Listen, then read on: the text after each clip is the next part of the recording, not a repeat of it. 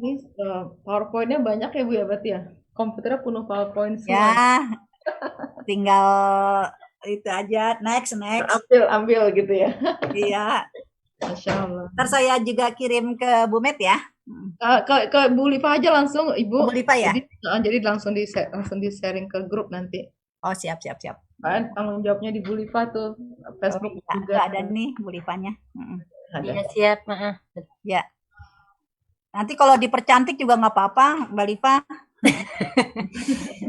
Ini ala kadarnya. Baik-baik Ustazah. Ya, Bismillahirrahmanirrahim. Rabbi syrah li sadri wa yassir li amri wahlul 'uqdatam min lisani yafqahu qawli. Assalamualaikum warahmatullahi wabarakatuh. Waalaikumsalam. Warahmatullahi wabarakatuh. Alhamdulillahirabbil alamin wa bihi nasta'in wassalatu wassalamu ala asyrafil anbiya'i wal mursalin wa ala alihi wa ashabihi ila yaumiddin amma ba'd. Asyhadu an la ilaha illallah wahdahu la syarikalah wa asyhadu anna Muhammadan abduhu wa rasuluhu la nabiyya ba'dah. Allahumma shalli ala Muhammad wa ala ali Muhammad fil alamin innaka Hamidum Majid. Ya, senantiasa kita berharap Allah Subhanahu wa taala tidak pernah meninggalkan kita. Allah senantiasa membersamai kita dalam suka dan duka kita. Juga salawat dan salam kita sampaikan kepada junjungan kita Nabi Muhammad Sallallahu Alaihi Wasallam. Karena inilah kekuatan kita, hubungan kita ya dengan Rasulullah SAW, dengan ikatan batin. Ya, salawat kita kepada Rasulullah Sallallahu Alaihi Wasallam. Dan hari ini saya diamanahkan untuk membahas multi peran wanita berkarir. Ya, biar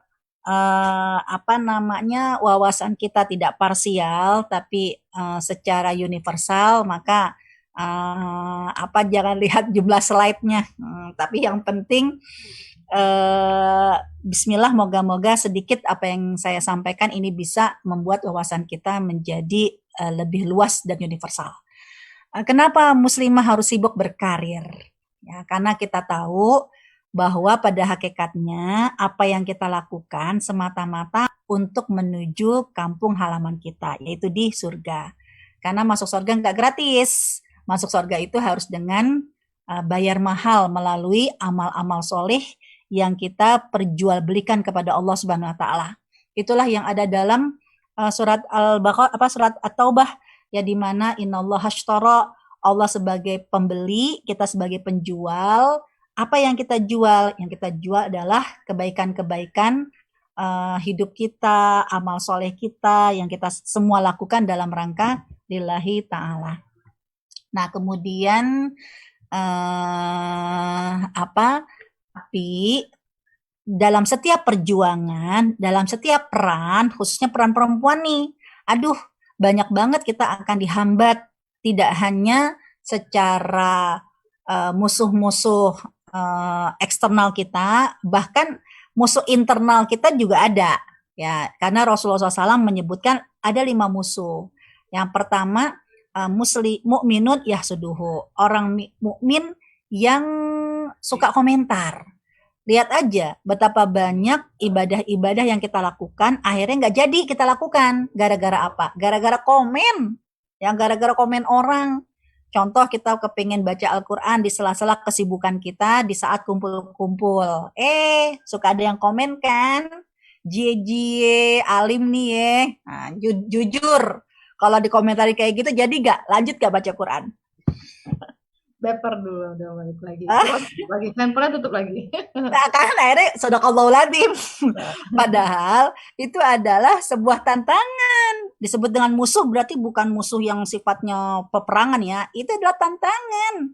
Akhirnya tadinya mau bismillahirrahmanirrahim, JJ lain yang udah tiap hari ngaji ya kan. Ahli jannah deh. Udah sadaqallahul adzim karena enggak enak. Padahal itu adalah tantangan. Nah, kita banyak yang kalah dari komentar-komentar orang. Kemudian yang kedua, munafikun yabgaduhu, orang munafik yang membenci kita, au kafirun yuqatiluhu, orang kafir yang ingin membinasakan kita. Ida dzalik deh, kita jauh-jauh dari ini. Nah, yang ketiga siapa? Syaitonun yudilluhu, setan yang ingin menyesatkan kita. Nah, yang terakhir bisa jadi adalah diri kita sendiri internal, yaitu nafsun tunazi'uhu, hawa nafsu. Ya, karena bisa jadi ilmu udah ada, semangat udah ditularkan, tapi tetap aja kita ya melempem. Siapa yang membuat kita tidak bergerak beramal soleh? Bukan karena ada orang yang mengomentari kita, lingkungan kita memberikan semangat. Ya, bukan karena setan, jangan melulu nyalain setan. Bisa jadi nggak perlu lagi digoda sama setan, karena you udah setan, kan begitu. Tapi kita nyalain setan, padahal yang membuat kita tidak banyak beraktivitas adalah diri kita sendiri. Nah, betapa banyak penghalang-penghalang, khususnya perempuan. Nah, di antaranya apa? Ya, kisah-kisah distorsi terhadap perempuan. Dimulai dari kisahnya Nabi Adam dan Ibunda Hawa. Dianggap perempuan itu racun dunia. Karena gara-gara Ibunda Hawa yang menggoda Nabi Adam. Kan itu bagian dari distorsi. Ya juga tuduhan diskriminasi Islam, bahwa Islam itu menganggap perempuan itu di rumah. Ketika seorang wanita berperan di luar, aktif di luar, berarti dia meninggalkan kodratnya sebagai seorang wanita. Ya, karena saya banyak sekali permintaan untuk ngisi kajian ya, fikih antara jadi fikih wanita, judulnya itu antara karir dan rumah tangga. Seakan-akan kalau dia berkarir berarti dia meninggalkan rumah tangga. Kalau dia berumah tangga berarti dia tidak berkarir. Ini kan bagian dari diskriminasi ya, peran wanita yang menjadi bagian dari makar. Kemudian juga ada banyak ayat-ayat yang diterjemahkan. Ya, ayatnya sih nggak akan berubah, tapi terjemahannya ini membuat akhirnya kita bingung. Contoh, betapa banyak di antara kita baca terjemahan Al-Quran bahasa Indonesia. Kan harusnya makin paham. Tapi jujur, begitu kita baca bahasa Indonesia, terjemahan Al-Quran, malah buat kita bingung. Ya, karena bisa jadi kalau kita paham terjemahan itu, akhirnya membuat kita menjadi lebih baik. Nah, banyak doktrin. Nah, ini ada istilahnya tuh orang-orang orientalis. Orang-orang yang belajar Islam, tujuannya bukan untuk mendalami Islam, tapi mencari kelemahan untuk umat Islam. Nah, di antaranya adalah bermain dalam terjemahan. Nah, bismillah. Ya, untuk itu pada kesempatan kali ini salah satu contoh gara-gara terjemahan, kita bisa jadi salah persepsi. Contoh, saya pernah disuruh ngisi fikih fikih wanita ya. Kan biasanya orang-orang menyebutkan fikih wanita. Ya, belum ngomong apa-apaan, ya karena backdropnya fikih wanita, saya belum membahas, udah langsung ada yang komentar. Ternyata nggak cuman ustadznya, ustazahnya aja diskriminasi sama kita. Loh, kok dibilang diskriminasi? Apa komentar kenapa Anda berkomentar seperti itu sedangkan saya belum ngomong apa-apa. Backdropnya aja udah dibilang fikih wanita. Berarti apa? Kalau kita sudah diarahkan menjadi wanita, bukan diarahkan menjadi perempuan. Saya bilang, emang apa bedanya wanita dengan perempuan? Ibu lihat dulu kementerian kita peranan wanita. Ya, sekarang menjadi pemberdayaan perempuan. Karena kalau wanita berarti wani ditoto. Ya, wanita itu berarti hanya urusan domestik. Ya, kita hanya ngurusin sumur, kasur, dapur. Sedangkan yang namanya perempuan itulah emansipasi. Dia harus punya kiprah, punya andil di masyarakat. Tunggu, yang membuat backdrop ini kan para panitia. Ya, yang menyebut fikih wanita. Sedangkan aslinya disebut dengan fikun nisa. Fikih nisa. Sekarang kita akan bermain dulu terjemahan. Kira-kira fikih nisa itu diterjemahkan wanita atau perempuan? Kenapa? Karena nama surat buat kita adalah surat An-Nisa. Ya, berarti kalau kita memahami dengan surat An-Nisa, surat wanita, berarti Al-Quran diskriminasi. Emang Bu, lihat aja, semua ayat Al-Quran insya Allah kita terima. Kecuali ya apa yang ada dalam surat An-Nisa. Ini membuat perempuan menangis. Kenapa? Ya, lihat aja di surat An-Nisa, baru awal surat An-Nisa udah ngomongin tentang poligami. Perempuan menangis. Baru ngomongin surat An-Nisa udah ngomongin tentang warisan. Udah ngomongin tentang pemukulan dalam rumah tangga. Ini kan berarti apa? Diskriminasi. Oke, kalau begitu Anda salah baca, Anda salah nerjemah, Anda salah paham, akhirnya menyebabkan Anda ya salah persepsi dan salah beramal. Kita luruskan dengan makna kenapa Allah beri nama dengan An-Nisa. Nah, Al-Quran memanggil kita seorang wanita, seorang perempuan itu dengan panggilan yang bermacam-macam. Jadi nanti kita akan terjemahkan kira-kira cocoknya wanita atau perempuan untuk An-Nisa. Ya, dan disitulah akhirnya saya menerjemahkan dengan multiperan seorang perempuan, multiperan seorang muslimah. Nah, Al-Quran kadang memanggil kita dengan istilah al-unsa. Contohnya apa? Surat Al-Hujurat ayat 13. Ketika Allah berfirman, ya ayuhan nas inna khalaqnakum min dzakar wal unsa. Aku menciptakan manusia dari laki-laki dan perempuan. Laki-laki disebut dengan dzakar dan perempuan disebut dengan al-unsa. Berarti kalau disebut dengan al-unsa, ayat ini menunjukkan tentang seks, yaitu ya seorang perempuan disebut dengan perempuan ketika seksnya berbentuk vagina. Seorang laki-laki disebut laki-laki ketika seksnya adalah dzakar. Karena ayat ini biasanya menunjukkan tentang reproduksi manusia. Wanita dengan vaginanya yaitu ada rahim, laki-laki dengan zakarnya itu ada sperma. Ya, karena ayat ini adalah ayat tentang reproduksi. Dan juga soal zakar dan al-unsa adalah hak prerogatif Allah. Allah yang paling berhak itu ada dalam surat Asy-Syura ayat 49-50. Lillahi mulku samawati wal ard, milik Allah kerajaan langit dan bumi. Terserah Allah mau menjadikan anak laki-laki zakar, terserah Allah menjadikan anak perempuan al-unsa. Berarti terserah Allah. Itulah yang akhirnya kenapa para ulama mengharamkan ya dengan LGBT, karena identitas seks dan gender tidak bisa disalahgunakan.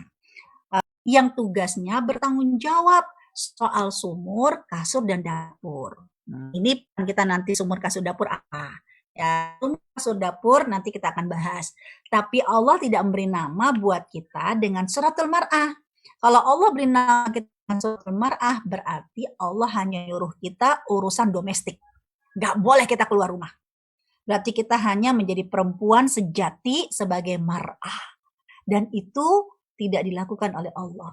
Allah memberi nama surat buat kita dengan suratun Nisa. Karena surat An-Nisa ini mencakup tentang totalitas hukum yang dibutuhkan oleh manusia, oleh perempuan. Ketika di rumah sebagai seorang istri berarti ada al-mar'ah. Ketika kamu hubungannya dengan Allah berarti sebagai hamba Allah. Dan ketika kamu di luar, terakat, ipolexos budhankam, itu semua diatur dalam surat An-Nisa. Ya Berarti enggak, maksud An-Nisa, Umi, abang ketik apa di Google-nya? Abang ketik apa di Ya, Google-nya? berarti surat An-Nisa lebih Ya. tepat Iya, diterjemahkan maksudnya kok per- bisa Sorry, maaf. pertamanya tuh gimana gitu. Tolong siapa ya? Terus Bu Sinta. Sinta. Sinta. Mbak Sinta. apa? Ada cat gitu, cat god. Bu Sinta mungkin di mute Iya, dulu. maksudnya kok bisa keluar catgoat itu gimana? Urusan Mbak, domestiknya. Mbak, sih? itu Mbak Miskin itu Mbak. Ya itu maksud Umi, keywordnya apa? Abang masukin apa searchnya? PAS, Oke. itu aja, abang nggak? PASD itu apa? Enggak, PASD itu Bentar, apa? saya Itu ada warna engine god gitu. Ya mungkin karena itu kali jadi ada. Mbak Sinta. Enggak, Liva coba di ini sedikit enggak kan Livanya host. Enggak bisa, Bu. Saya kan nggak pakai background Dede ini. Oh, oke. Caranya. Mbak Sinta. Tanya Ini Seda. admin Dedenya nih bisa di Tanya Seda. unmute nih. Nah, Oke, sorry, maaf ya, Bu. nggak apa-apa. Sorry, ibu-ibu soalnya. Maklum. Iya, Saya juga suka begitu, lupa. Apalagi kalau pakai handphone, nggak terasa mencet ini unmute. Oh, oke. Silakan, Bu. Nggak apa-apa. Ya, nah sekarang itulah rahasianya kenapa Allah beri nama dengan panduan buat kita yaitu surat An-Nisa. Karena dengan surat An-Nisa berarti peran kita nggak hanya di rumah.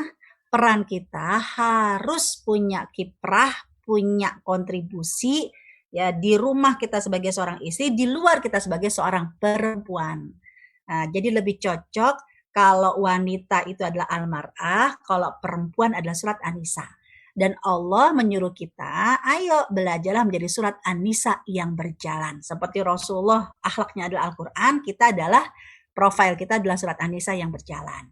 Nah dari sinilah Bentar. ya Allah Subhanahu Wa Taala Supaya menyuruh kita dengan peran yang berbeda. Ya, multiperan ya bagi seorang wanita dengan multiperan sebagai seorang perempuan itu beda. Ya, masing-masing kita harus mempersiapkannya. Sebagai seorang nyonya, sebagai seorang istri, Rasulullah SAW mengingatkan, kullukum ra'in wa kullukum mas'ulin an ra'iyatihi. Setiap kalian pemimpin dan setiap kalian akan diminta pertanggungjawaban. Dan untuk kepemimpinan di sini, kenapa disebut dengan wanita? Karena Rasulullah menyebutkan wal mar'atu. Seorang istri, dia adalah pemimpin di mana? Di rumah suami. Dan dia akan diminta pertanggungjawaban. Berarti teman-teman harus siap kira-kira nanti di hari kiamat apa sih yang ditanya oleh Allah tentang kepemimpinan kita di dalam rumah. Ya, kepemimpinan di dalam rumah berarti bicara soal tanggung jawab kita sebagai seorang istri dan tanggung jawab kita sebagai seorang ibu.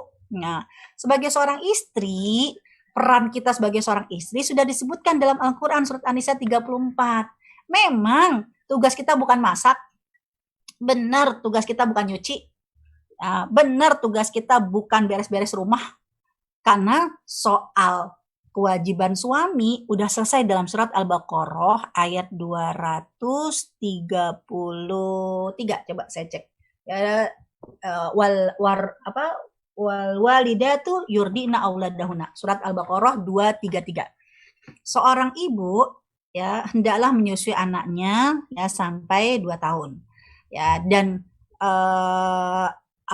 dan seorang ayah wa 'alal mauludi lahu, dan seorang ayah yang menyebabkan anak itu lahir diminta oleh Allah itu kewajibannya apa? Rizquhunna, menanggung rezeki ya istri dan anak. Disebut dengan menanggung rezeki, para ulama menyebutkan inilah yang disebut dengan sandang, pangan, papan, pendidikan dan kesehatan yang harus diberikan oleh suami kepada si istri. Bahkan ayat ini juga menambahkan wa kiswatuhunna, dan juga pakaian. Sekarang saya mau tanya, yang namanya memberi makan itu makanan mentah atau makanan matang? Kan pasti makanan matang. Berarti yang tugasnya masak siapa? Suami. Yang dibilang berkewajiban memberi pakaian itu pakaian bersih, pakaian kotor. Pakaian bersih. Berarti tugas nyuci siapa? Suami. Betul nggak, Bu? Betul. Saya pernah ditanya kayak begitu. Nggak salah. Tidak ada satupun ayat yang menyebutkan kalau istri itu tugasnya memasak, mencuci, menyerika. Enggak. Sumur, kasur, dapur itu bukan itu. Sumur berarti simbol kebersihan dan kesucian yang harus dijaga. Dapur berarti bagaimana simbol kita mengawal tentang halal dan juga keberkahan dalam makanan. Ya, kasur berarti tentang parenting skill, kita mengawal anak-anak kita dan juga rumah tangga yang sakinah mawaddah warahmah dengan suami kita. Tapi soal nyuci, nyerika nggak ada ayatnya, dan betul itu tugas suami. Nah, kalau gitu tugas istri apa? Tugas istri ini surat An-Nisa 34, yaitu wal hafidhatun, hendaklah wanita-wanita itu menjaga dirinya, kemudian juga taat kepada suaminya. Berarti diminta oleh Allah taat kepada suami. Sekarang tinggal gimana koordinasi dengan suami.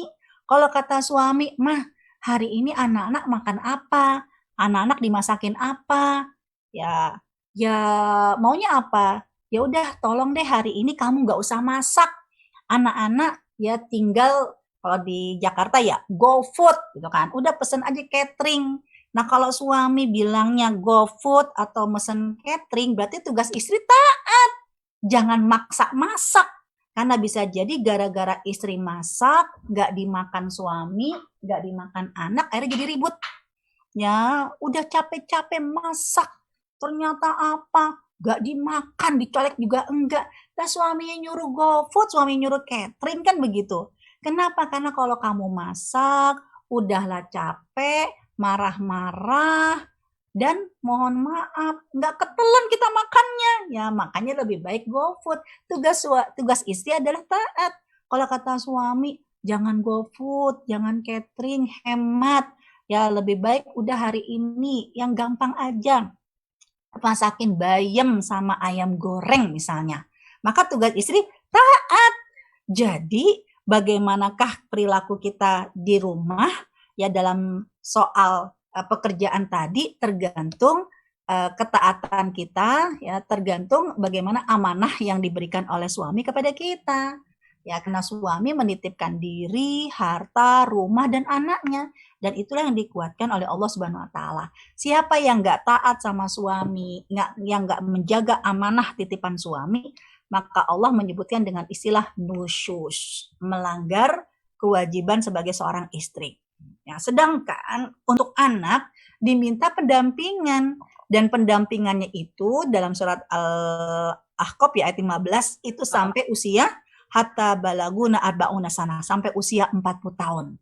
Nah, 40 tahun ini berarti pendampingan kita tidak bicara pendampingan fisik, tapi sebagai madrasatun. Kita sebagai pilot proyek keteladanan yang ingin kita tanamkan pada anak-anak kita. Inilah peran kita sebagai seorang istri di rumah. Tanggalkan status sosial kita sebagai pemimpin di perusahaan, sebagai dosen, sebagai doktor, profesor. Tinggalkan.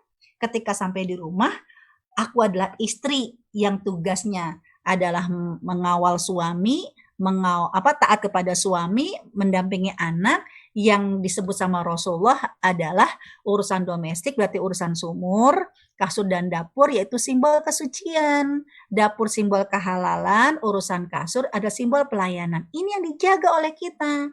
Ya, soal kebersihan, contoh ringan aja deh. Ya, sholat adalah amal yang pertama kali dihisab. Pernah satu kali sahabat bersama dengan Rasul melintasi satu kuburan, ternyata di dalam kubur tersebut ada orang yang diadab kubur. Apa? Gara-gara ceboknya nggak bersih. Kenapa diadab kubur? Sebab ceboknya nggak bersih. Karena bisa menyebabkan sholatnya tidak sah. Ya, anak itu sholat dari mulai remaja, dewasa sampai dewasa, ya sampai tua misalnya. Ternyata ceboknya nggak bersih. Ya di sekolah, di kampus, di tempat kerja, akhirnya dia zuhur, asar, maghrib di kantor dengan kondisi istinja yang tidak bersih, mau nggak mau kan sholatnya nggak diterima. Ya, gara-gara sholatnya nggak sah, nggak diterima, dan nanti kan diminta pertanggungjawaban. Siap nggak kalau ternyata itu adalah anak kita? Ya, saat dia dikonfirmasi, kenapa kamu, amal yang pertama kali dihisab adalah sholat? Kenapa kamu kok sholatnya banyak bolongnya? Bisa jadi dia bilang, ya Allah kapan aku bolong, orang aku jadi imam. Lihat, kenapa malaikat tidak mencatat? Karena syarat sahnya sholat nggak dipenuhi. Kamu sholat dalam pakaian kamu ada najisnya. Siap nggak kalau ternyata anak itu mengatakan kepada Allah, ya Allah tolong panggil ibuku. Kenapa? Karena ibuku tidak pernah mengajarkan aku bagaimana istinja dengan benar. Terutama yang anak laki-laki. Ya, perhatikan jangan sampai Rasulullah menyuruh anak itu laki-laki kan buang air kecilnya jongkok, bukan berdiri. Ya, ini harus diambil pelajaran. Ketika di luar harus berdiri, tapi kenapa Rasulullah menyuruh jongkok? Berarti apa? Saat dia berdiri, dia harus memahami najis yang bisa jadi semakin dia berdiri, itu terciprat kemana-mana. Terciprat ke celananya, ya, terciprat ke kanan kiri kamar mandinya. Apakah dia menyadari bahwa ini adalah najis? Jangan sampai ibunya tidak mengajarkan tentang simbol kesucian yaitu najis. Nah, berikutnya, ya, ya ini soal rumah. Nah sekarang begitu di masyarakat, ya di masyarakat surat An-Nisa menyuruh kita adalah berbuat baik, menebar kebaikan. Itu surat An-Nisa di ayat yang ke-36. Ya, di mana Allah Subhanahu wa Ta'ala berfirman, wa'budullaha wa la tusyriku bihi syai'a. Pada saat kamu dengan Allah, tunjukkan ibadah kamu dengan Allah, tidak mensekutukannya. Tapi ya kamu nggak cuma ibadah sama Allah, kamu harus berbuat baik dengan siapa? Wabil walidaini ihsana, dengan kedua orang tua, dengan kerabat, dengan anak yatim, dengan tetangga dekat, tetangga jauh, dengan wasahibi bil jambi, dengan siapapun yang ada di dekat kamu, atau istilahnya teman sejawat. Maka siapapun yang pernah bertemu dengan kamu, mereka harus menyaksikan bahwa kita orang baik. Nah disinilah multi peran seorang muslimah. Ya kenapa seorang muslimah itu boleh berkarir Ipo Lexos Buthankam, agar pada saat dia bertemu dengan Allah, semua yang dia lakukan adalah ibadah. Sedangkan pada saat dia bertemu dengan manusia yang dia jumpai di rumah, di kantor, di pasar, di sekolah, yang meliputi semua aspek kehidupan, mereka pun harus menjadi saksi bahwa kita orang baik. Dan salah satu inspirasi tidak hanya surat An-Nisa, juga surat Al-Hajj. Karena Allah menyebutkan la'allakum tuflihun, agar kalian beruntung. Jadi keberuntungan minimal kebaikan di mata Allah, ya, dan juga kebaikan dengan manusia. Disinilah akhirnya para wanita-wanita dari zaman Rasulullah, sahabat, istri-istri Nabi, semuanya nggak ada yang cukup hanya beribadah menjadi seorang istri dan seorang ibu saja. Mereka semua keluar untuk beribadah, ya, dengan cara berkarir. Tapi beda antara karir wanita dulu dengan wanita sekarang.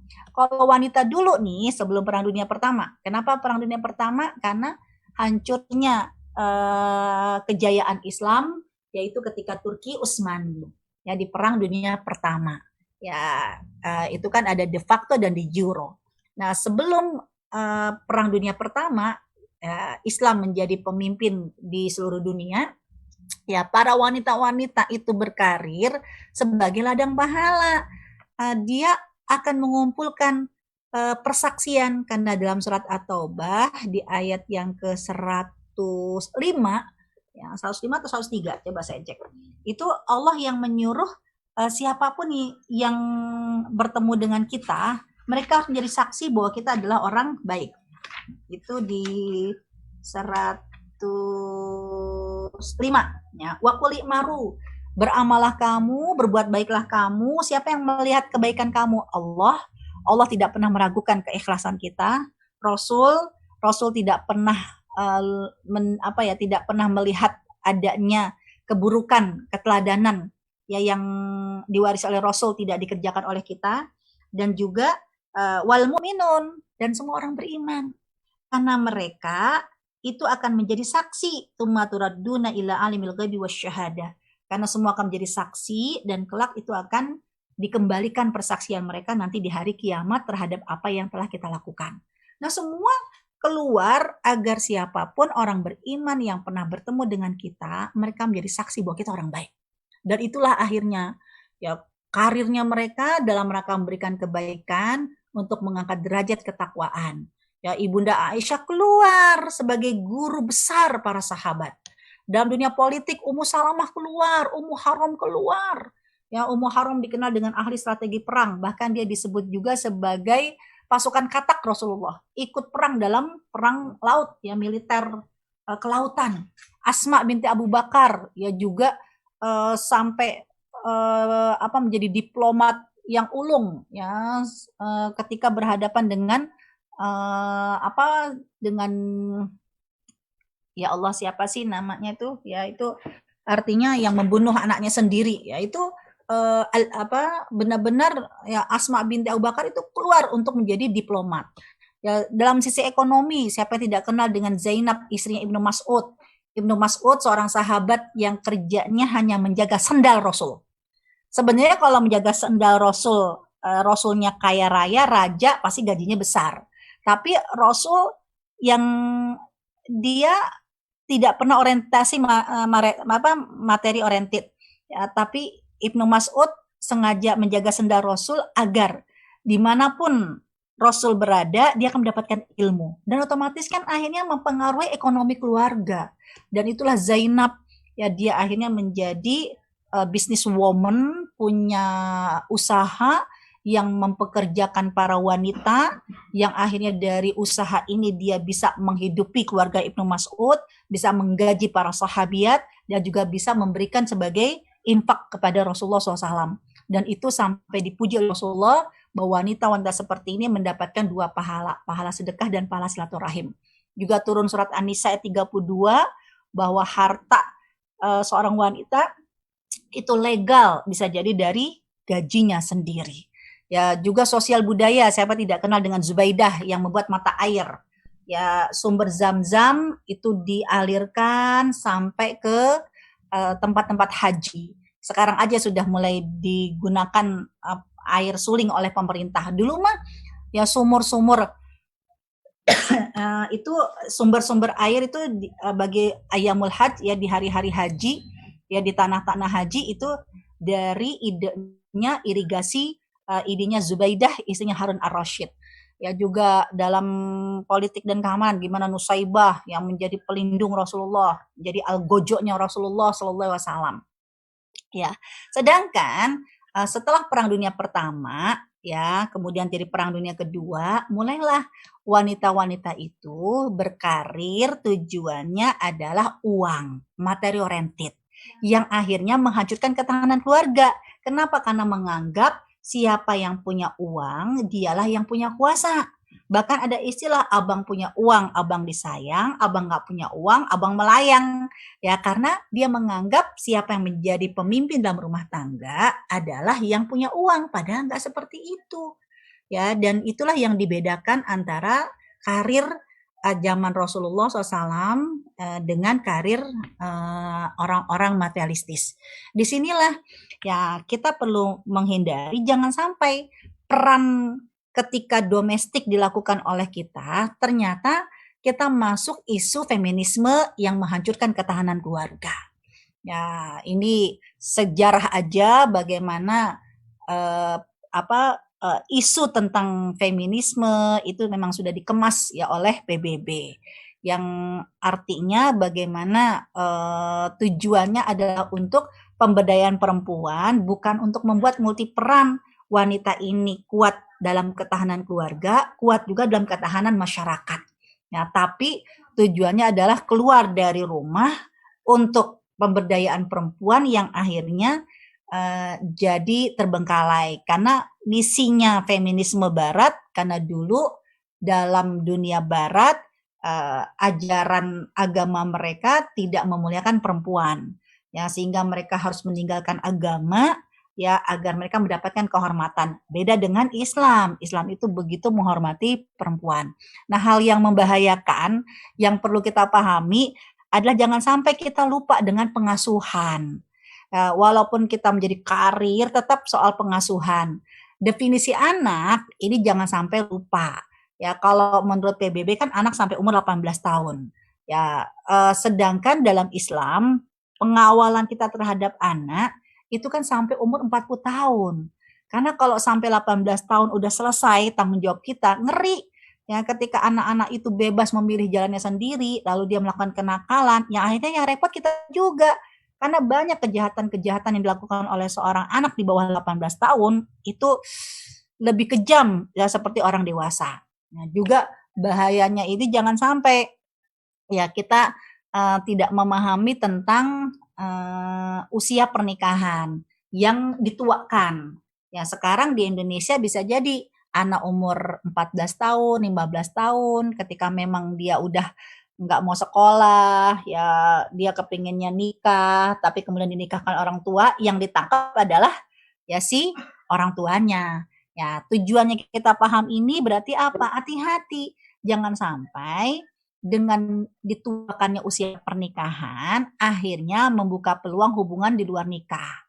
Ya, anak-anak kebebasan dalam berinteraksi, kebebasan dalam berteman, akhirnya anak-anak SMP, anak SMA udah tidak perawan lagi.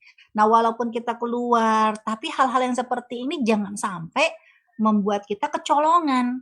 Kegadisan, perawan, ini menjadi hal yang sangat menentukan kemuliaan sebuah negara, ya, sebuah peradaban. Ya, juga ini kan mengakibatkan seperti ini. Ya, karena dalam masalah HIV, AIDS itu yang dilakukan oleh dunia barat ya itu kan malah ya dengan ABCD ini ya malah dengan biar tidak ada kehamilan maka membuat kondom. Padahal kan yang harus dijaga adalah jangan sampai terjadi perzinahan, dan anak-anak ini bisa kuat dari lingkungan yang kotor tergantung dari ketahanan dalam keluarga. Jadi sampai di berbagai negara ya ini di India ya itu sampai ada pabrik kondom ya kan, nauzubillah min dzalik. Ini ya. Nah, kemudian juga melegalkan pernikahan sejenis. Ini adalah penyakit-penyakit sosial yang artinya walaupun seorang perempuan itu aktif di luar, tapi hal-hal yang mengancam kualitas dan ketahanan anak-anak kita ini perlu diperhatikan. Ya, contoh ya kayak saya pribadi sampai mengingatkan kepada anak-anak saya. Ya, kalau mau masuk pesantren itu enggak sekedar pesantren, tapi lihat bagaimana budaya di pesantren. Ya, misalnya apa? Ngeri jangan sampai kita salah memasuki anak ke dunia religi yang kita anggap membuat dia baik, tapi ternyata menjebak anak-anak kita menjadi lesbian atau gay. Ya, contohnya apa? Saya kalau mau masukin anak ke pesantren, saya akan lihat pertama, ya apakah tempat tidurnya diperlakukan satu orang satu tempat tidur, satu ranjang. Kalau ternyata satu ranjang berdua bertiga, saya mendingan enggak. Kenapa? Karena pencegahan dimulai dari memisahkan ranjang anak-anak di umur 10 tahun. Dengan ranjangnya bersama-sama, ini potensi. Apalagi pesantren tersebut keras banget, nggak boleh ketemu sama lawan jenis. Akhirnya sering ketemunya sejenis, ya menikmati hasratnya dengan sejenis, ya muncul jadi lesbian. Yang kedua saya lihat kamar mandinya berapa. Kalau kamar mandinya cuma sedikit, sedangkan kapasitas anak-anak itu banyak, bisa jadi mereka nanti mandinya bareng-bareng. Punyanya sama ini, ya yang namanya penyimpangan seksual ya sukanya sama sejenis. Ya, ini kan berarti bahaya.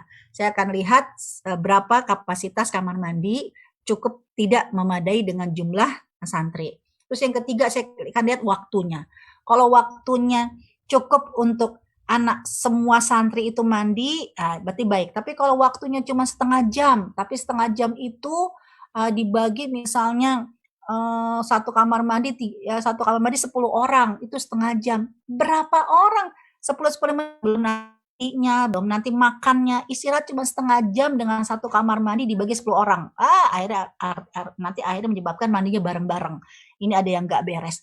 Nah, hal-hal yang seperti ini bukan sekedar untuk kontroversi, tapi kembali menjadi ketahanan. Jangan sampai ketika aku keluar, aktif di masyarakat, ya aktif dengan karirku, aku punya uang nggak masalah kan, itu bisa menjadi sedekah dua, pahala silaturahim dan pahala bersedekah. Tapi jangan lupa bahaya yang mengancam anak-anak kita ini harus benar-benar kita lindungi, karena nanti soal anak-anak kita amanah sampai umur 40 tahun mendidik mereka menjadi anak yang berperadaban, berkarakter, atau anak yang menghancurkan peradaban dan menghancurkan karakter, ini tergantung dari kita semua.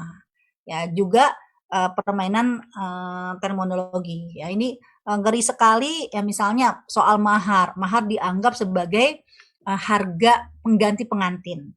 Ya, akhirnya apa? Udahlah dia merasa dengan mahar yang tinggi, tapi mohon maaf bodoh. Kenapa saya bilang bodoh? Karena saya berapa kali disampaikan satu kasus. Ustazah gimana ya, saya habis jatuh lalu ketiban tangga. Ya udahlah, jatuhnya sakit ketiban tangga. Kenapa? Karena suami saya baru saja meninggal. Belum lama pernikahan kami. Ya, ternyata suami kita meninggal karena kecelakaan yang akhirnya saya kehilangan suami, saya kehilangan mahar. Kok bisa kehilangan mahar? Ya karena dulu maharnya rumah. Ya begitu suami meninggal baru seminggu pernikahan, rumahnya diambil kembali. Karena rumahnya ternyata masih agun. Ya atas nama bapaknya si suami, mertua. Ya si bapak mertua, masa sih baru seminggu kehilangan anak, dia harus kehilangan rumah dan tetap harus mencicil sekian tahun. Akhirnya diambil kembali. Ya berarti apa? Mohon maaf, udahlah merasa harganya mahal dengan maharnya rumah, tapi bodoh. Yang namanya mahar itu milik perempuan. Dari awal kalau memang maharnya rumah, yang dilihat adalah sertifikatnya.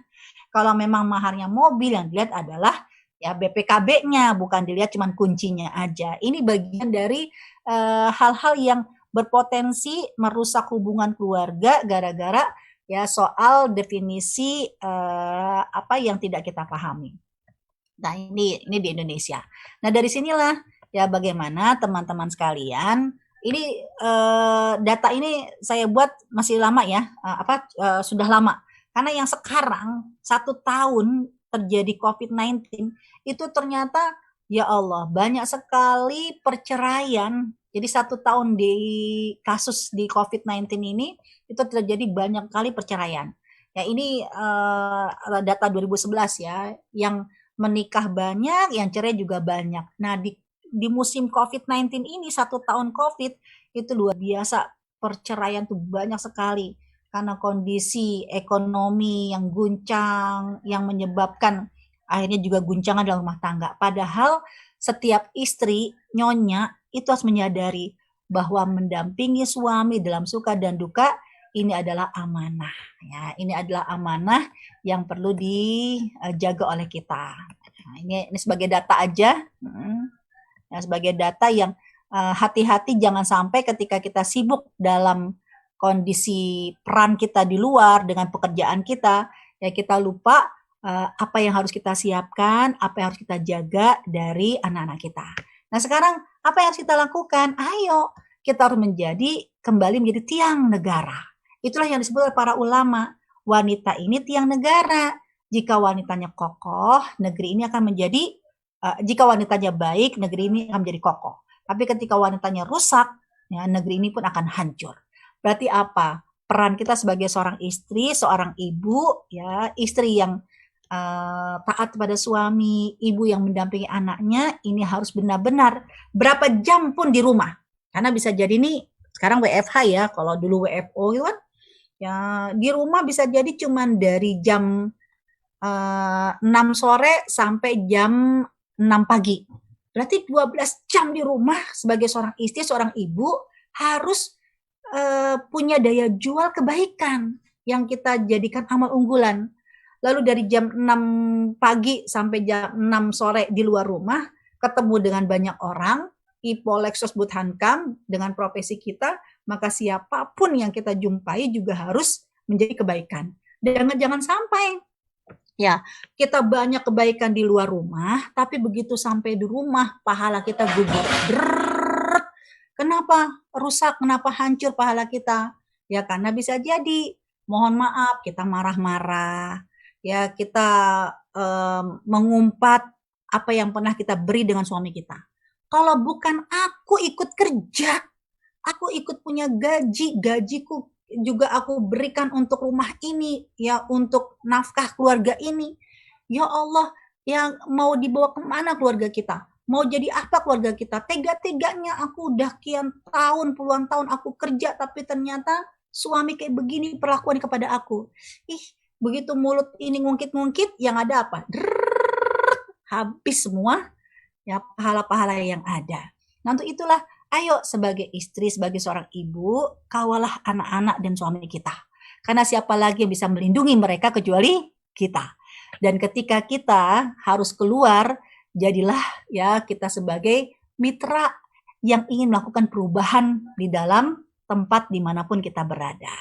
Wallahu a'lam bishawab. Ya kira-kira inilah yang bisa saya sampaikan, Bu Met.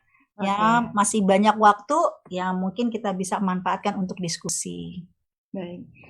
Jazakillah khair Ibu atas penjelasannya, cukup panjang dan menarik ya, penjelasan di slide-nya. Baik, kita buka dengan sesi tanya jawab. Silakan. Ibu Sinta boleh tanya? Oh, silakan Sin. Assalamualaikum Bu Ustazah. Bu, tadi ini menarik ya, ketika tadi ada peran wanita, terutama tadi wanita pada saat bekerja. Begini Bu, kalau misalnya wanita nih ketika bekerja, lalu misalnya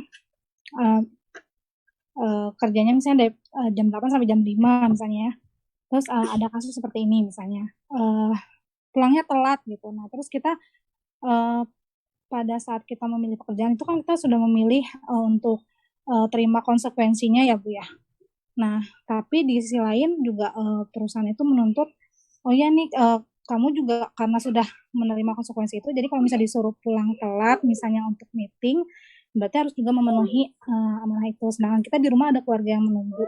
Nah itu gimana Bu pandangannya? Seperti itu. Dan terus ada juga yang seperti ini Bu, di lingkungan saya bekerja dulu.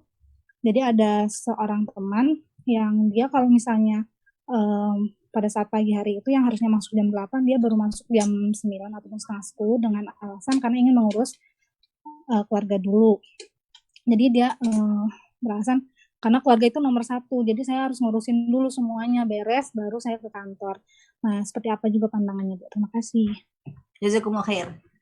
Ya, jadi yang pertama, setiap kita sebagai seorang istri ketika di rumah, sebagai seorang karir lah, wanita karir di luar rumah, harus memahami ini adalah amanah.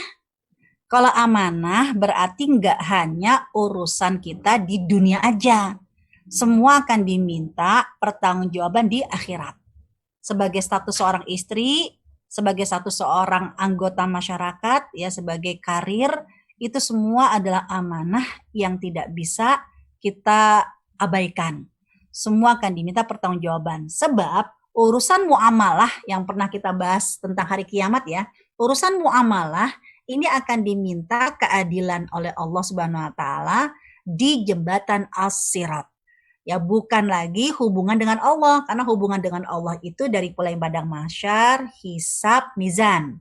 Itu urusan kita dengan Allah. Tapi urusan hubungan kita dengan manusia, di rumah berarti seorang istri dan seorang ibu, di luar rumah berarti anggota masyarakat, ini di jembatan As-Sirat.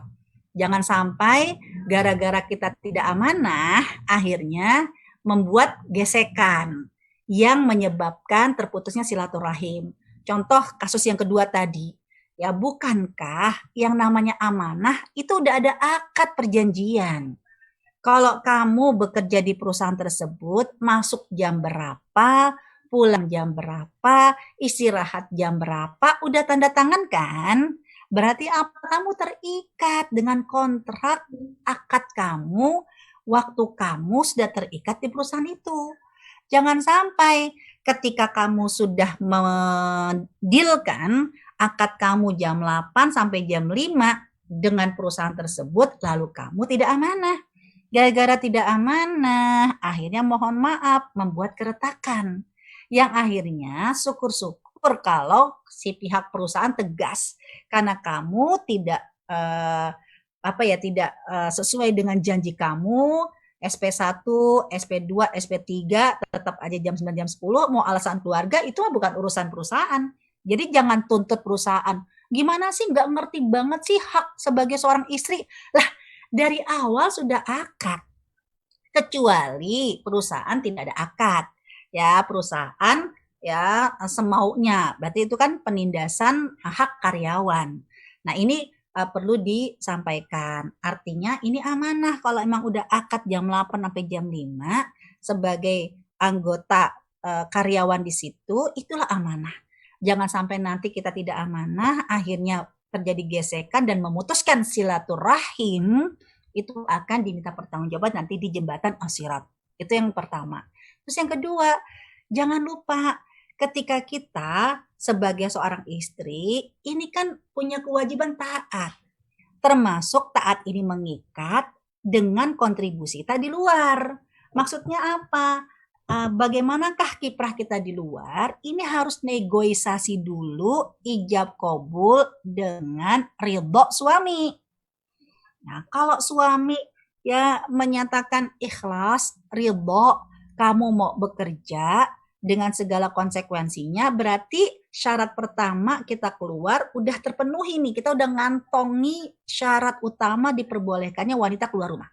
Karena wanita ketika keluar rumah itu terikat dengan izin suami. Ya, suami memberikan izin atau tidak memberikan izin, ini tergantung negosiasi dan kompromi. Jangan salahkan Islam ketika misalnya, kok suami saya nggak ngizinin, ya ini jadinya saya harus dua pilihan, saya harus keluar berarti saya harus cerai, saya harus tetap di rumah berarti saya harus resign dari perusahaan. Kamu jangan salahkan Islam. Bukankah dari awal sebelum terjadi pernikahan ada proses ta'aruf? Berarti apa? Dari awal ketika proses ta'aruf, gimana visi misi kamu? Ya, seperti saya ketika menikah dengan suami, saya harus ta'aruf bahwa saya punya sebuah harapan, ya saya akan menjadi seorang istri dan seorang ibu ya include di dalamnya saya akan taat kepada suami, tapi saya punya keinginan dengan ilmu saya harus punya kontribusi karena saya punya tanggung jawab sosial ya dengan ilmu yang saya miliki karena saya harus terlibat dalam akademik. Ya, dan itu dari awal dikasih tahu, tanya. Karena pernah suatu kali di tempat satu kampus yang saya ngajar, tiba-tiba di rumah suami saya bilang nggak boleh lagi ngajar di kampus itu. Ya, sampai saya bilang, loh jangan melanggar perjanjian dong. Ya kenapa saya nggak boleh ngajar padahal dari awal saya sudah bilang saya akan ada saya harus keluar, saya diizinkan untuk keluar. Ya, saya udah negatif thinking awal sama suami bahwa dia melanggar perjanjian, dia tidak amanah dengan akad kita yang pertama. Ya, sampai saya bilang sama suami saya, gaya-gayaan gitu. Kalau saya dilarang untuk keluar rumah, saya dilarang untuk mengabdi dengan ilmu saya, lalu saya nanti mau masuk surga pakai apa? Jadi gaya-gayanya saya. Ternyata, ya Allah, suami saya melarang itu bukan karena dia ingin melanggar amanah, ya dia ingin mengkhianati sebuah janji. Dia cuma bilang, ini buat kebaikan kamu. Kenapa? Karena lihat, ketika kamu keluar rumah, dari rumah nih ke kampus, berapa jam perjalanan kamu? Iya sih, ya karena saya harus naik kendaraan umum, ya, dan pada saat itu cuman ada 1 jam sekali, ya patas yang saya harus, waktu itu mobil patas ya yang harus saya naik, ya karena sampai di sana perjalanan saya ya kurang lebih 2 jam, ternyata SKS cuma 2 ya pelajaran agama, ya itu cuma dikasih 20 menit, ya udah cuma 20 menit ngajar, ya saya balik lagi pulang, ya 2 jam lagi.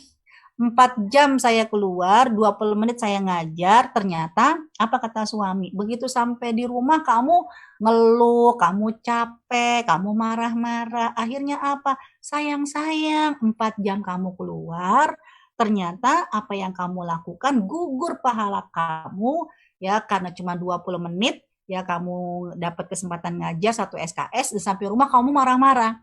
Ya daripada kamu gugur, capek-capek, pahalanya gugur, mendingan dilarang.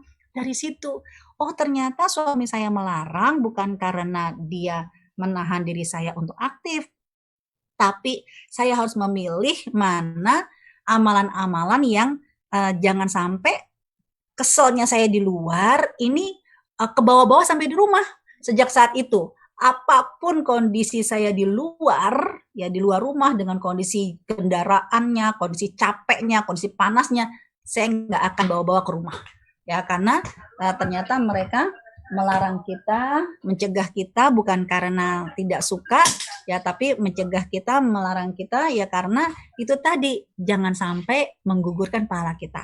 Nah dari sini akhirnya yang kalau suami-suami kecil ini ya kalau suami-suami melarang, suami-suami kok komplain, bisa jadi ada yang belum deal, ada yang belum dikonfirmasi dan belum dikompromi. Ya jadi tetap ya kalau memang ternyata suami oke dari awal, kalau nanti saya kerja di tempat ini kondisi resiko kayak gini, konsekuensi kayak gini, komitmen kayak begini gimana? Itu perlu dikompromikan. Nah dari sana kalau memang dia sudah oke, peran suami istri saling mendukung ini sangat diperlukan. Nah itu sangat diperlukan. Dukungan saling menguatkan ini sangat diperlukan. Tapi please suami itu dia akan menghormati kita ketika kita memang menghormati mereka. Jadi sekali lagi, tanggalkan semua titel-titel di luar, begitu sampai rumah kita tetap seorang istri dan seorang ibu.